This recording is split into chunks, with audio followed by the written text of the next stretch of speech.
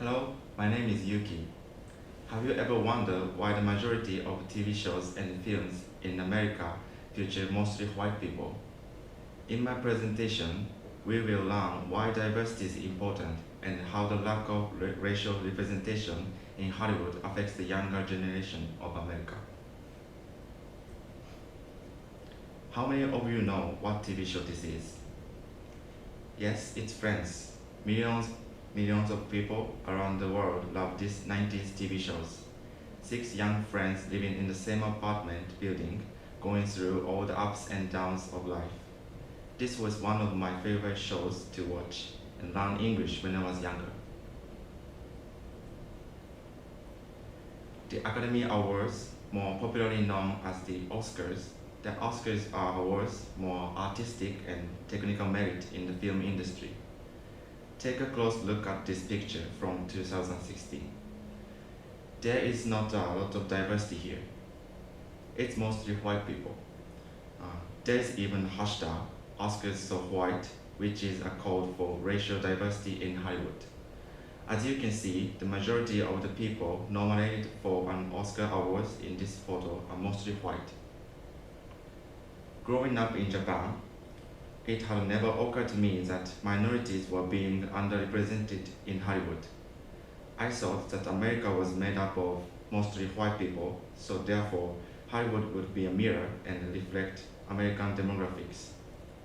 Looking back at my favorite show Friends, as an adult, I realized that there are many situations that were problematic. Homophobia, transphobia, sexism, sexual harassment, emotional abuse, fat shaming, and on and on. But one that hides in plain sight was the lack of racial diversity.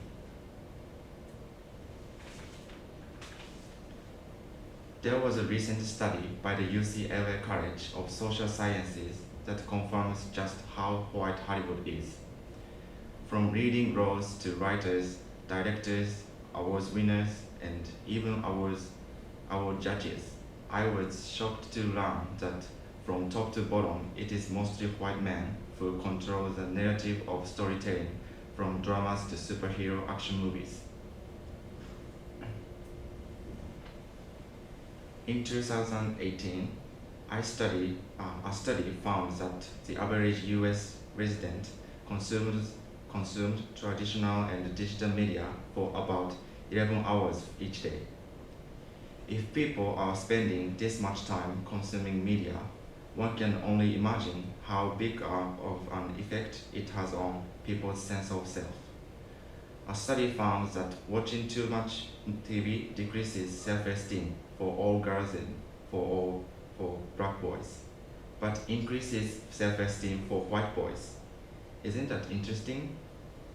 I believe the cause of the problem is gender and racial stereotypes, which give white men the best role as heroes, while portraying women and minority as sexual villains, sexual objects, villains, and sidekick. This is a cause and effect problem. The lack of diversity in Hollywood has a far-reaching negative effect on minorities in America. If you are a minority growing up in America who has not been exposed to people that look like you on TV and in film, it's predicted that you will be most likely not to seek a job in the creative field in film as a profession when you grow up. And therefore, the film industry will get less and less talented minority representation in Hollywood.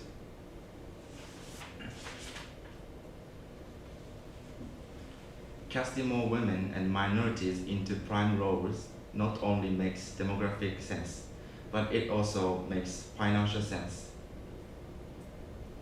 Data from UCLA College of Social Sciences showed that movies with less diversity makes less money at the box office. Let me say that another way. More diversity makes more money. Asian Americans remain largely unseen in film and television and are most unrepresented in films and TV in America. There's even hashtag starring John Cho, where graphic artists have imagined an actor John Cho as the leading actor of the following major films. People want representation. We can see from Black Panther, Crazy Rich Asians, and Get Out, three extremely successful movies, that a superhero can be black, a leading man in a romantic comedy can be Asian, and that a diverse cast can be profitable for Hollywood.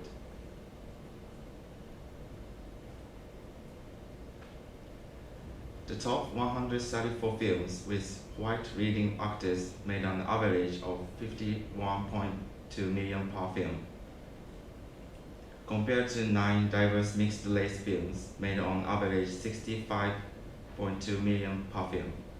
So what does this mean? It means that people want to see a more diverse cast, and it proves that Hollywood can make more money by giving people what they want to see. So what is the future of Hollywood? Well, Hollywood is a business, and like any business, it will soon have to deal with the reality that by 2050, the minority population is predicted to be 53%. Hollywood will eventually have to cast more minority in its TV shows and films. In conclusion, to solve this problem of diversity in Hollywood is simple. Just hire more minority for the next TV show and film. Thank you for your listening.